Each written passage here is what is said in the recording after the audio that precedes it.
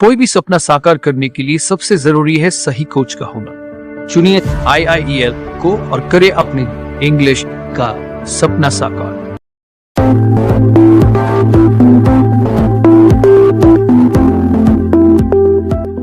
अस्सलामु अलैकुम वरहमतुल्लाहि वबरकातुह। मेरे अजीज तलबा व तालिबात, मैं आपका online English teacher Khurshid Anwar Qasmi आज मैं आपके सामने फिर से एक निहायत ही इंटरेस्टिंग क्लास के साथ हाजिर हुआ हूँ। इंग्लिश ग्रामर का ये एक ज़बरदस्त एडवांस क्लास है जिसे पढ़ने के बाद इंशाअल्लाह आपका दिल बाग बाग हो जाएगा, आप खुश हो जाएंगे, आपको मज़ा आ जाएगा। लेकिन शर्त यह है कि आप इस इंटरेस्टिंग क्लास को एंड तक देखिए। डियर स्टूडेंट्स, इसके पहले सबक लेसन नंबर 68 में मैंने आपके सामने क्वेश्चन और क्वेश्चन के दो किस्में यस नो क्वेश्चन और WH क्वेश्चन को बहुत ही निराले अंदाज से आपको समझाया था, और आज मैं उसी से मिलता जुलता, उसी से लगता हुआ एक क्लास क्वेश्चन टैग के बारे में बात करने वाला हूँ।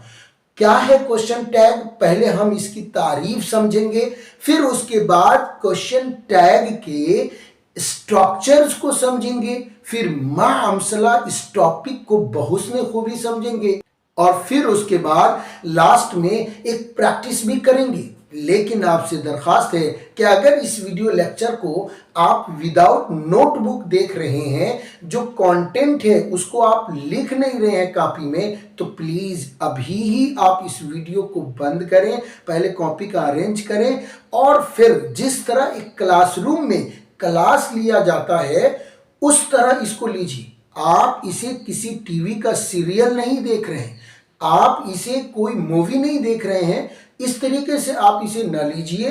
कोई न्यूज़, कोई मूवी, कोई सीरियल का कंटेंट क्या होता है, सिर्फ देख लो, लेकिन यहाँ पर सिर्फ देखना नहीं है, बल्कि यहाँ पर देखने के साथ साथ सारी बातों को अख्ज़ करना है, उसे जहन में बैठाना है, फिर उसे अपनी इंग्लिश के लिए इम्प्लीमेंट करना है, उसे अपनी डेली लाइफ में प्रैक्टिस करके यूज़ भी करना है, तभी जाकर आपको फ़ायदा होने वाला है। डियर, तो सबक को सबक के तरीके से पढ़िए, इंशाल्लाह फ़ायदा ज़रूर होगा, और इसे जस्ट एक मूवी की तरह देख लीजिएगा इस वीडियो लेक्चर को, तो कोई फ़ायदा होने वाला नहीं है। डियर, तो चलिए हम सबक को शुरू करते हैं।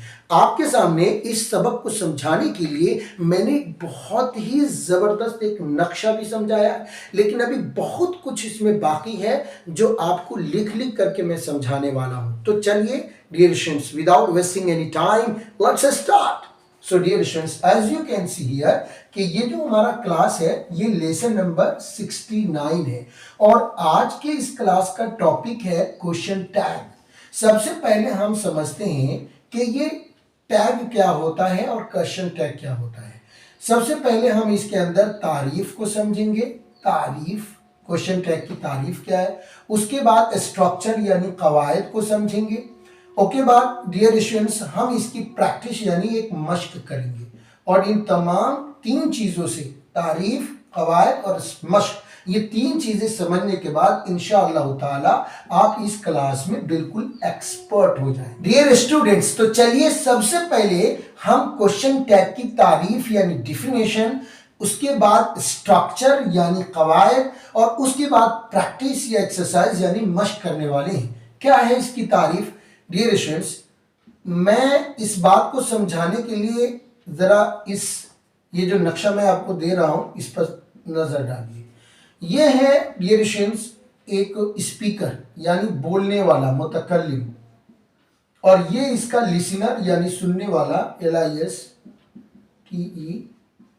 लिसनर यानी सुनने वाला, मुखातब। आमतौर पर जो हमारी गुफ्तगू होती है वो मुतकल्लिम और मुखातब के बीच में होती है, ये कन्वर्सेशन होता है, CONVERSATION, कन्वर्सेशन होता है। ये जो क्वेश्चन टैग है ये ज़्यादातर स्पोकन में यानी आम बोल चाल में इस्तेमाल होता है, SPOKEN, स्पोकन में होता है। इसका यूज रिटन में बहुत कम होता है। डियर स्टूडेंट्स, इसका ज्यादातर यूज कहाँ होता है? स्पोकन में होता है। स्पोकन का मतलब बोलचाल, यानी जो हमारी आम बोलचाल वाली जुबान है उसके अंदर इसे देखने को मिलता है। ये है स्पीकर यानी बोलने वाला, लिसनर सुनने वाला। तो जब स्पीकर को लिसनर से कोई सवाल मकसद होता है, यानी किसी नामालूम शय को मालूम करना मकसद होता है, तो उस वक्त ये डियर स्टूडेंट्स QUESTION क्वेश्चन करता है। ठीक है डियर स्टूडेंट्स, जब स्पीकर यानी मुतकल्लिम को लिसनर यानी मुखातब से, अपने सामने वाले शख्स से अपनी गुफ्तगू में किसी नामालूम शय को मालूम करना मकसद होता है, तब उस वक्त वो क्या करता है, क्वेश्चन को यूज करता है, जो लेसन नंबर 68 में मैंने बड़ी तफसील से समझाया था। वो क्वेश्चन दो किस्मों में होते हैं। नंबर एक यस नो क्वेश्चन, यानी हेल्पिंग वर्ब को सब्जेक्ट पर मुकद्दम करके और सवाल करते हैं, जैसे क्या तुम जा रहे हो, क्या तुम बोल रहे हो, क्या तुम लिख रहे हो। आमतौर पर ये जो हमारा क्वेश्चन होता है, अगर वो यस नो क्वेश्चन है तो उसकी शुरुआत लफ्ज़ क्या से होती है। और डियर स्टूडेंट्स, अगर वो WH क्वेश्चन है तो उसके बाद आपके बाद क्यों, कहाँ, कब, कितना, क्या, इन सब सवालिया अल्फाज को सब्जेक्ट के जस्ट बाद ला करके और फिर इस तरीके से गुफ्तगू की जाती है। तो ये जो है ना नंबर 1 और ये डियर स्टूडेंट्स नंबर 2, ये दोनों के दोनों रियल क्वेश्चन कहलाते हैं। क्या कहलाते हैं डियर स्टूडेंट्स?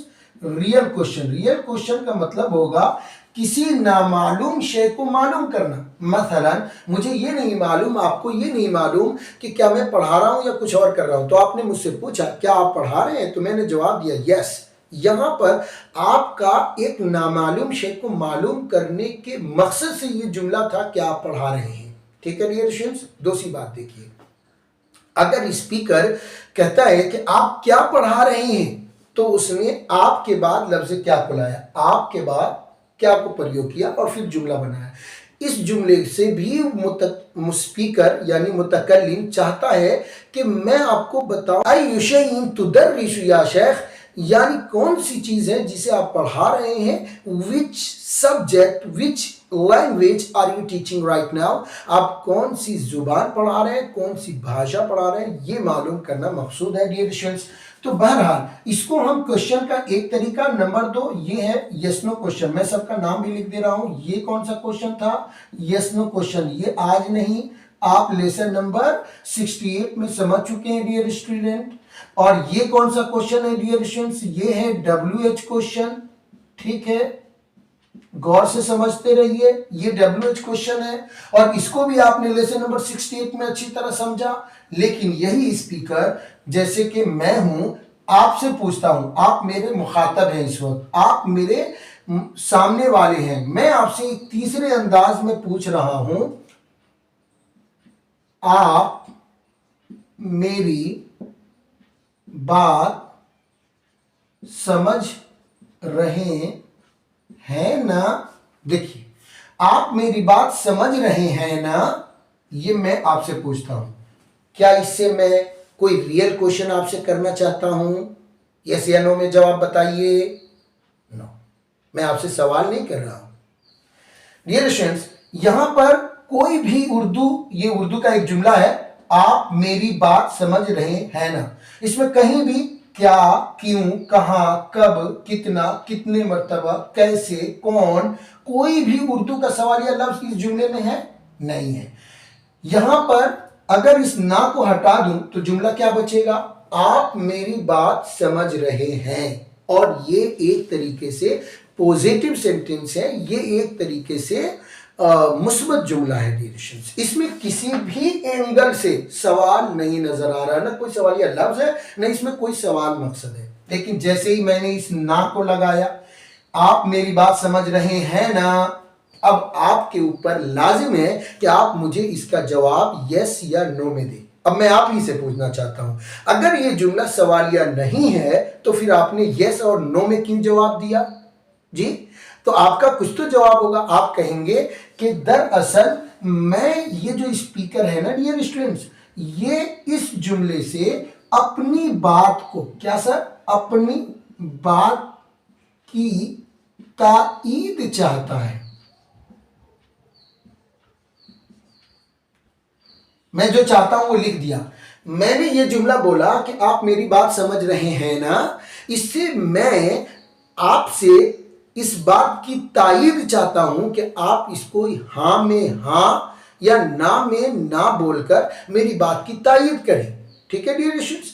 तो दरअसल जो क्वेश्चन टैग है ये क्वेश्चन का एक तीसरा तरीका है डियर स्टूडेंट्स। ओके, ये तीसरा तरीका है क्वेश्चन टैग, और इसको इस्तेमाल किया जाता है, मुतकल्लिम इसे यूज करता है अपनी बात को मुअक्कद करने के लिए, अपनी बात की ताईद करने के लिए। ये तो है इसकी डिफिनेशन। इसमें रियल कोई क्वेश्चन मुराद नहीं होता है, हकीकत में किसी नामालूम शय को मालूम करना मकसद नहीं होता है।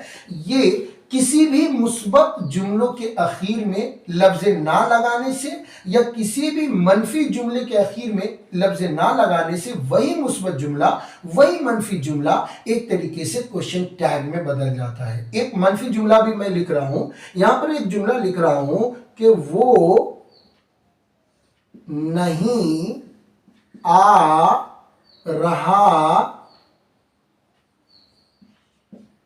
है ना, वो नहीं आ रहा है ना। इस जुमले में भी देखें तो कोई भी सवालिया लफ्ज नहीं है डियर स्टूडेंट्स, सिर्फ लफ्ज ना लगा हुआ है। तो याद रखना, मुस्बत और मनफी जुमलों के आखिर में आने वाला ये लफ्ज ना ही एक तरीके से क्वेश्चन टैग के ऊपर दलालत करता है। तो उर्दू और हिंदी जबान का कोई भी ऐसा जुमला जिसके आखिर में लफ्ज ना आ जाए, और ऐसे जुमले हम, आप, आपके बाल बच्चे, मेरे बच्चे अक्सर बोलते रहते हैं, और आम बोलचाल में तो इसका यूज बहुत ज्यादा होता है। मसलन मेरे बच्चे मुझसे कहते हैं, अब्बू आज मेरे लिए टॉफी लाएंगे ना। मैं आपसे कहता हूं, मेरे अजीज तलबा आप मेरी बात समझ रहे हैं ना? अच्छा, आपको सबक समझ में आया ना? अगला जुमला, आप मेहनत करेंगे ना। यानी मैं आपसे सवाल नहीं कर रहा हूं, प्रोमिस करवाना चाहता हूं डियर स्टूडेंट्स। यानी आप ये वादा करो कि यस सर मैं मेहनत करूंगा, प्रोमिस करवाना चाहता हूं। आपके जुबान से जो मैं चाहता हूं ना उसको उगलवाना चाहता हूं, उसे निकलवाना चाहता हूं। मैं कह रहा हूं आपसे डियर स्टूडेंट्स, जो एक्सरसाइज में आपको दे रहा हूं ना, इसे करके लाएंगे ना, सबक याद करेंगे ना आप लोग जो है ना, आइंदा कल जब आप क्लास में आएंगे तब आप मुझे सबक सुनाएंगे ना। आप रीडिंग वाले क्लास में हर सफ़े को 10 मरतबा पढ़कर लाएंगे ना। ट्रांसलेशन के ज़ैल में जो कुछ भी जुमले आपको दिए गए हैं उन जुमलों का अंग्रेजी तर्जमा करके लाएंगे ना। अखबार बन का हल करेंगे ना, अखबार को हल करेंगे ना, मजमून निगारी करेंगे ना। ये सारे जुमले से दरअसल हम आपसे जो मैं चाहता हूं ना उसको यस या नो में कंफर्म कराना चाहता हूं। आई होप सो अगर आप कितने ही कुन जहन होंगे तो मेरी इस लंबी चौड़ी तकरीर से क्वेश्चन टैग का जो डिफिनेशन है यानी तारीफ है वो आपको समझ में आ गया होगा। सो चलिए डियर स्टूडेंट्स, इसकी तारीफ से फारिग होने के बाद अगला दौर आता है कवायद का, स्ट्रक्चर का। तो आइए हम यहाँ पर एक इसका स्ट्रक्चर भी समझ लेते हैं कि क्या कुछ इसमें स्ट्रक्चर फॉलो होता है डियर स्टूडेंट्स। स्ट्रक्चर को समझाने के लिए ही ऑलरेडी मैंने ये कुछ नक्शा तैयार कर रखा है। STRUCTURE ये स्ट्रक्चर होता है, इसका मतलब होता है कवायद। इन्हीं कवायद को समझाने के लिए देखिए आपके ये कह लीजिए कि आपके लेफ्ट हैंड में और ये राइट हैंड में कुछ ना कुछ मैंने ये ऑलरेडी तैयार कर रखा था, क्योंकि इसको लिखने में बहुत समय लगता और इतने समय लगने से हमारी वीडियो बहुत तवील हो सकती थी, इसीलिए मैंने ऑलरेडी इसे तैयार कर लिया। आइए देखते हैं डियर स्टूडेंट्स, ये जो ये छोटा सा एक जो ये ना है ना जुमले के आखिर में, आप मेरी बात समझ रहे हैं ना, ये ना का माना निकालने के लिए, या आप यहां बोल रहे हैं कि वो नहीं आ रहा है ना, ये जो ना का माना है इस माना को पैदा करने के लिए हमें कुछ झंझट मोलने होंगे। थोड़े से बहुत ध्यान से डियर स्टूडेंट्स, कुछ झंझट मोलने होंगे सिर्फ इस ना का माना निकालने के लिए। अगर इस ना को हटा दिया जाए तो आप मेरी बात समझ रहे हैं, ये एक पॉजिटिव सेगा है, POSITIVE पॉजिटिव है। और वो नहीं आ रहा है ना, यहां पर अगर ना को हटाएं तो जुमला होगा वो नहीं आ रहा है, और ये एक तरीके से निगेटिव का सेगा है डियर स्टूडेंट्स। तो ये पॉजिटिव, ये निगेटिव, ठीक है। हमें ये देखना होगा कि जिस जुमले में ना लगा हुआ है उस ना को हटाने के बाद वो जुमला मुस्बत बनता है या मनफी बनता है। अगर आपका जुमला मुस्बत है, ठीक है, जैसे कि ऊपर वाली मिसाल में मैंने ना को हटाया तो आप मेरी बात समझ रहे हैं, मुस्बत जुमला है, पॉजिटिव सेंटेंस है, तो इस जुमले का अंग्रेजी तर्जमा करते वक्त निगेटिव टैग को यूज करेंगे। देखिए यहां पर निगेटिव टैग मैंने लिखा है पूरे तौर पर, मैं इंशाल्लाह समझाऊंगा, अभी नहीं समझ में आएगा। निगेटिव टैग को यूज करेंगे, यानी अगर आपका जुमला पॉजिटिव है तो सिर्फ उस ना का माना पैदा करने के लिए प्लस NEGATIVE निगेटिव टैग को प्रयोग करना होगा आपको। Positive sentence plus negative tag. लफ्ज ना को हटाने के बाद अगर जुमला निगेटिव आता है तब उस सूरत में आप पॉजिटिव टैग को लाएंगे। डियर स्टूडेंट्स, अब तक की तफसीलात से शायद ये जो 2 पॉइंट जो है ना ये बहुस्न खूबी क्लियर हो गया है। एक तो तारीफ आप समझ चुके हैं, दूसरे नंबर पर स्ट्रक्चर समझ गए हैं, और अब हमारी बारी मश्क की है, अब हमारी बारी प्रैक्टिस की है। कुछ जुमले पर इन कवायद को इंप्लीमेंट करके, इन कवायद को फिट करके देखेंगे कि ये जो बातें हमने आपको समझाया है वो बहुस्न खूबी काम कर रहा है या नहीं कर रहा है। सो डियर स्टूडेंट्स, पहले इसमें 2 बातें थी, निगेटिव टैग और पॉजिटिव टैग। पहले इसे समझना होगा कि पॉजिटिव सेंटेंस के साथ जो निगेटिव टैग लाएंगे, निगेटिव सेंटेंस के साथ जो पॉजिटिव टैग लाएंगे, ये टैग क्या होता है। तो यहां पर मैंने दिया है टैग की 2 किस्में होती है। एक होता है पॉजिटिव टैग। पॉजिटिव टैग का स्ट्रक्चर क्या है, यहां पर लिखा है कि पॉजिटिव टैग के लिए हेल्पिंग वर्ब और सब्जेक्ट और तीसरी चीज क्वेश्चन मार्क को यूज किया जाता है। यानी जुमले में जो हेल्पिंग वर्ब और जो सब्जेक्ट यूज हुआ है जुमले के इख्तिताम के बाद उसी हेल्पिंग वर्ब को उसी सब्जेक्ट पर मुकद्दम करके जुमले के अंत में रखना है, जुमले के आखिर में रखना है। मसलन ये पॉजिटिव सेंटेंस है, ठीक है। पहले निगेटिव सेंटेंस की बात करूंगा। निगेटिव सेंटेंस है तो निगेटिव सेंटेंस में कोई ना कोई हेल्पिंग वर्ब यूज हुआ होगा, चाहे वो इज हो, आर हो, एम हो, वज वर हो, will be, shall be, have, has, had, can, could, may, might, should, must, ought, to, do, does, did, would, किसी से भी वो जुमला मनफी जुमला बना हो, उसी हेल्पिंग वर्ब को उसी जुमले में जो सब्जेक्ट यूज हुआ है उसको उस पर मुकद्दम करना है, क्योंकि सवालिया जुमले के अंदर हेल्पिंग वर्ब की तकदीम सब्जेक्ट पर होना जरूरी है, इसलिए वो करेंगे और लास्ट में एक सवालिया निशान देंगे। इस तरीके से हमारा पॉजिटिव टैग बन जाएगा। मसलन जुमले में अगर सब्जेक्ट ही था तो ही के साथ हेल्पिंग वर्ब इज आता है, तो आप इज को पहले और ही को बाद में, या शी होगा तो शी को आप इज, शी पर इज को मुकद्दम करिए। अगर जुमले में इट था तो उस पर आप इज को मुकद्दम करिए और जुमले के आखिर में ये क्वेश्चन मार्क देंगे। और आवाज में थोड़ा ऐसे नीचे से ऊपर की तरफ जाएंगे, अप टू डाउन करेंगे। ये अप है और ये DOWN डियर स्टूडेंट्स डाउन है। आवाज में भी थोड़ा सा ऐसे ऐसे जो है ना करेंगे। इज जैसे हम बोलेंगे is he, is she, is it. इसी तरीके से अगर आपका हेल्पिंग वर्ब रियल सेंटेंस में जो मुस्बत या मनफी जुमला उसमें हेल्पिंग वर्ब आर यूज हुआ है, ठीक है, मनफी जुमले में, तो आप उसमें जो सब्जेक्ट अगर यू यूज हुआ हो तो आर को यू पर मुकद्दम करके बोलेंगे are you, are they, are we. इसी तरीके से अगर निगेटिव सेंटेंस में अगर हमारा हेल्पिंग वर्ब एम यूज हुआ है तो आप उसमें सब्जेक्ट आई होगा, आई पर एम को मुकद्दम करेंगे, सवाली निशान देंगे और बोलेंगे एम आई। मैं एक करके अभी प्रैक्टिकली समझाऊंगा। अगला जुमला है, यहां पर हेल्पिंग वर्ब है हमारे सामने वॉज। तो अगर मानकर चलिए कि लफ्ज वज को हमने किस पर मुकद्दम कर सकते हैं, वज ही, वज शी, वज इट पर मुकद्दम करनी है, बोलने में वज ही, वज शी, वज इट। अगर निगेटिव सेंटेंस में हेल्पिंग वर्ब को प्रयोग किया गया हो तो आप इन सब्जेक्टों पर मुकद्दम करेंगे, या तो आपका सब्जेक्ट यू होगा, दे होगा, वी होगा, नेम्स होगा, यानी जमा की ज़मीरें होंगी, तो उस पर आप मुकद्दम करके बोलेंगे व यू, व दे, व वी। और अगर डियर स्टूडेंट्स आपका निगेटिव सेंटेंस विल से बना हुआ है तब आप बोलेंगे will you, will he, will she, etcetera. Will तो सारे सब्जेक्ट के साथ आता है, इसलिए सभी सब्जेक्ट के साथ इसको कर सकते हैं आप। निगेटिव सेंटेंस में अगर जो हेल्पिंग वर्ब है वो शैल यूज हुआ है तो वो 2 ही सब्जेक्ट पर मुकद्दम हो सकता है, एक आई पर और एक वी पर, तो बोलेंगे शैल आई, shall we। इसी तरीके से जो निगेटिव सेंटेंस है उसके अंदर अगर हेल्पिंग वर्ब यूज हुआ है वो हैव यूज हुआ है और सब्जेक्ट यू या वी या दे हुआ होगा तो आप हैव को यू पर मुकद्दम करके बोलेंगे have you, have we, have they. इसी तरीके से निगेटिव सेंटेंस में जो हेल्पिंग वर्ब है वो हैज यूज हुआ है तो हैज किस पर मुकद्दम हो सकता है, ही पर, शी पर, इट पर। वाहिद गायब की जमीरों के साथ हैज का प्रयोग होता है तो उनके लिए इस्तेमाल करेंगे।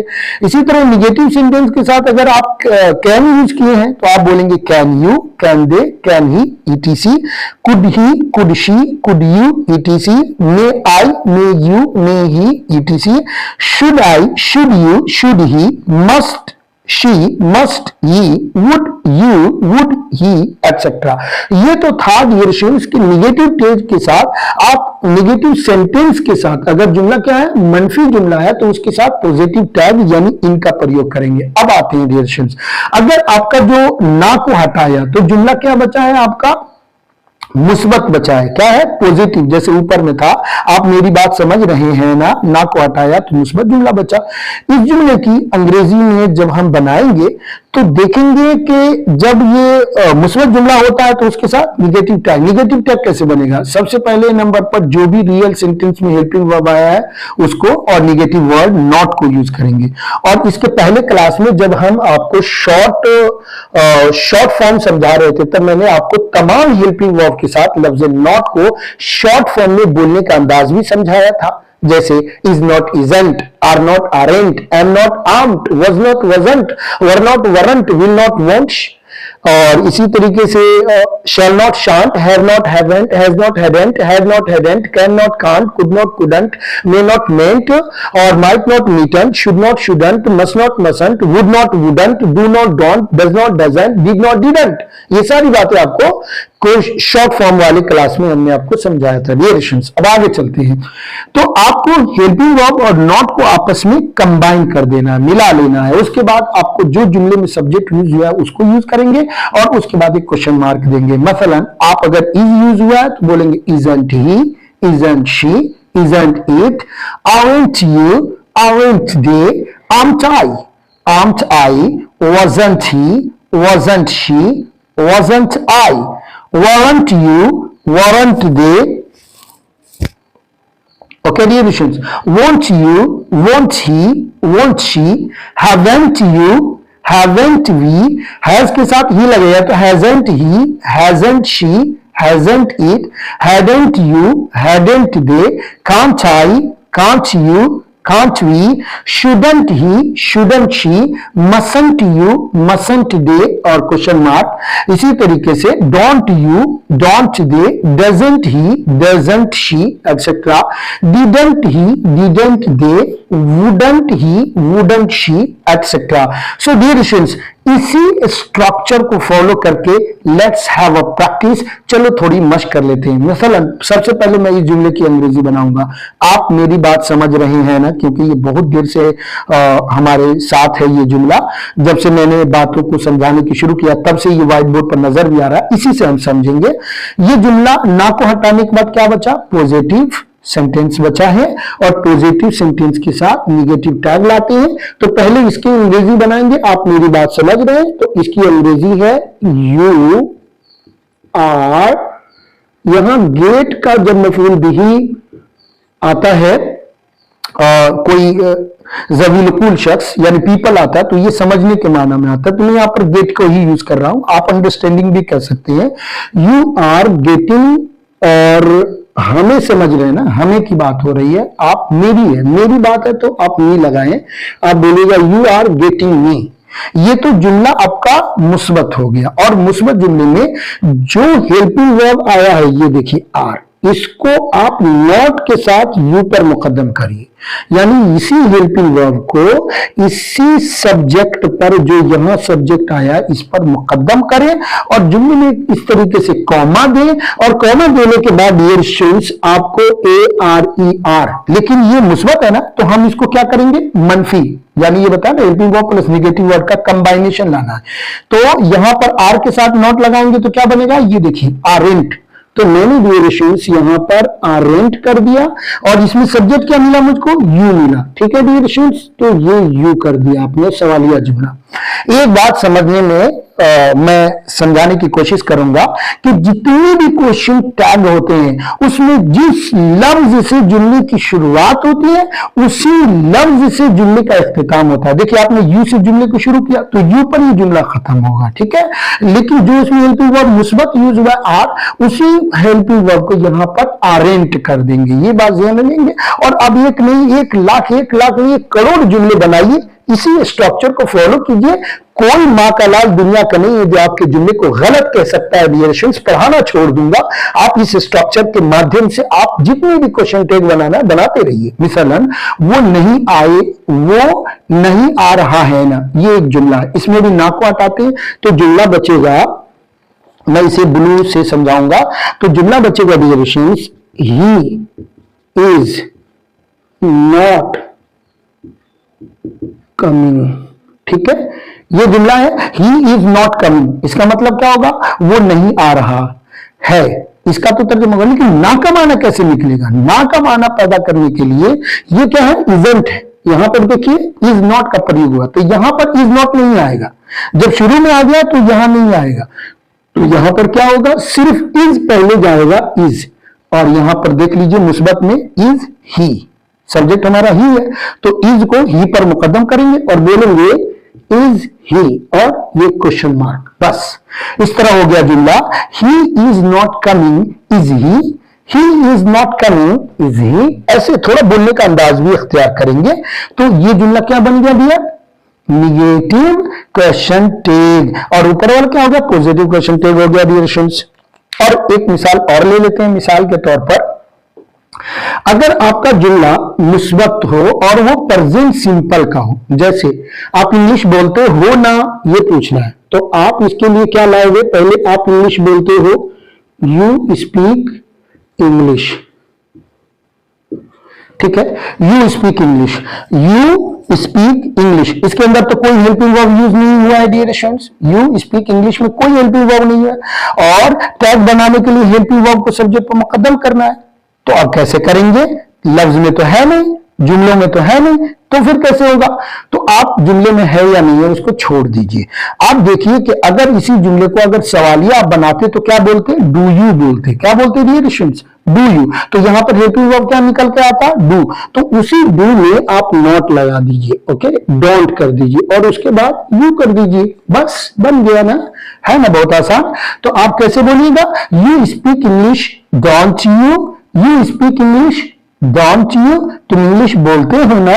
एक जुमला और ले सकते हैं, वो मेरी मदद नहीं कर सकती है ना, ये पूछ रहे हैं। चलिए एक मनफी को ले लेते हैं, तो जुमला है ही वो मेरी मदद नहीं कर सकता है ना, या कह लीजिए वो मेरी मदद नहीं कर सकती है ना, तो आप यहां शी कर लीजिए, शी कांट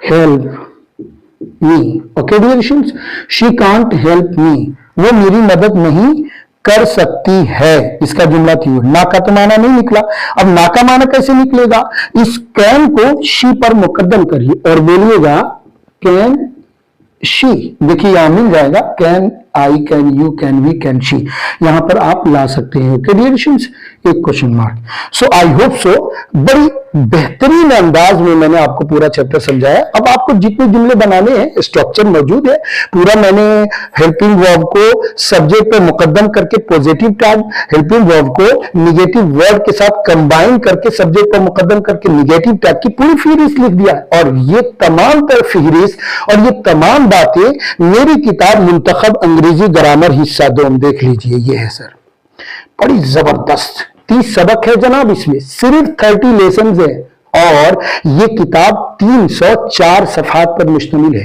यानी इतनी तवील बहस की गई है इसके अंदर। ये किताब अगर आपके पास नहीं है तो प्लीज फौरी तौर पर हमें ऑर्डर करें, किताब मंगवाएं। और डियरेशंस सिर्फ यूट्यूब पर, फेसबुक पर और IIEL पर इस तरह वीडियो देखकर पढ़ने से काम नहीं चलेगा। ये तो सिर्फ एक जो है ना झांकी है और पूरा का पूरा नक्शा और पूरा पूरा सीखने का जो तरीका है वो अभी बाकी है। वो कहां मिलेगा? वो लाइव क्लास में मिलेगा। ठीक है डियर स्टूडेंट्स, ये जो हम इतनी मेहनत करके आपको वीडियोस लेक्चर बनाकर दे रहे हैं सिर्फ इसीलिए कि आप मेरे अंदाजे दर्स को देखें। कल जब आप कोर्स करेंगे और वहां 2 पैसे लगेंगे तो आपको कल को ये जहन में ना हो कि यहां पढ़ाई नहीं होती है। ओके डियर स्टूडेंट्स, तो ये जो है ना सिर्फ और सिर्फ एक तरीके से दिखाना है। फेसबुक, यूट्यूब और इसी तरीके से IIEL ऐप, इन सब चीजों पर हम वीडियोस इसलिए छोड़ते हैं ताकि हमारी क्वालिटी को, अंदाजे दर्स को आप समझ सकें। मेरी ये जो 2 किताबें हैं ना, आपकी इंग्लिश की दुनिया बदल सकती है सर। देख लीजिए, अंग्रेजी ग्रामर हिस्सा 1, अंग्रेजी ग्रामर हिस्सा 2। ये ABCD अलिफ बातासा से चलने वाली किताब है और ये किताब आपको अंग्रेजी जबान में मजमून निगारी, अखबार बीनी, खुतूत नवेसी, इसी तरीके से इंग्लिश लैंग्वेज के एडवांस क्लासेस इस किताब से आपको सीखने के मिलेंगे। सो डियर स्टूडेंट्स, हम आजकल जो अपना ये क्लास बना रहे हैं ना, ये इसी 90 डेज इंग्लिश स्पीकिंग कोर्स का क्लास बना रहे हैं। 90 डेज का 69 नंबर का डेज आज हमारा तैयार हुआ है डियर स्टूडेंट्स। इस तरीके से डे बाय डे करके मैं लेसन नंबर 0 से लेकर लेसन नंबर 90 तक हमने इतने जबरदस्त क्लासेस तैयार करके अपना पर्सनल ऐप IIEL पर हमने अपलोड कर दिया है। मात्र 999 रुपए में 3 साल तक आप इंग्लिश स्पीकिंग कोर्स का एंजॉय कर सकते हैं डियर स्टूडेंट्स और अपनी इंग्लिश की दुनिया बदल सकते हैं। 3 साल में डियर स्टूडेंट्स कम से कम 1095 दिन होते हैं। इतना चीपेस्ट, इतना सस्ता आपको कोई कोर्स ही नहीं मिलेगा। अगर आप गौर करें कि ये जो खुर्शीद अनवर है 1 घंटा आपके लिए मेहनत करके और चिल्ला चिल्ला करके और आपको ये वीडियो बनाकर दे रहा है। एक वीडियो बनाने में दिन भर लग जाते हैं जनाब, और इतनी मेहनत करके हम जो आपको क्लास दे रहे हैं और बदले में एक ट्रॉफी मांगी जा रही है तो आप इसे कॉस्टली समझने लगते हैं। कितनी बेवकूफी है, जबकि इस दुनिया में एजुकेशन तो सबसे ज्यादा कॉस्टली चीज बन चुकी है डियर स्टूडेंट्स। हम इतना चीपेस्ट प्राइस में हम आपको सिर्फ 999 यानी 999 रुपया में हम आपको कॉम्बो इंग्लिश स्पीकिंग कोर्स अपने ऐप IIEL ऐप पर देने रहे हैं। तो डियर स्टूडेंट्स, यूट्यूब से IIEL पर आओ, फेसबुक से IIEL पर आओ। फेसबुक पर और यूट्यूब पर ये जो क्लासेस है वो मुरत्तब नहीं है, 1-2 कहीं कहीं देखने को मिलेंगे। और सर इन तमाम क्लासेस का जो जखीरा है वो कहां है? वो हमारे IIEL ऐप पर है। अगर ये किताब आपके पास हो तो इसके अंदरूनी हिस्से में आप देख सकते हैं IIEL का पूरा ये, ठीक है। और यहाँ पर कॉम्बो इंग्लिश स्पीकिंग कोर्स 999 रुपए का सब दिया गया है। मैंने आपका बहुत टाइम लिया और आपका बहुत बहुत शुक्रिया कि आपने सब्र के साथ इस वीडियो लेक्चर को अंत तक देखा। अब हमारी मुलाकात किसी लाइव क्लास में होगी, तब तक के लिए खुदा हाफिज। अस्सलामु अलैकुम व रहमतुल्लाहि व बरकातहू।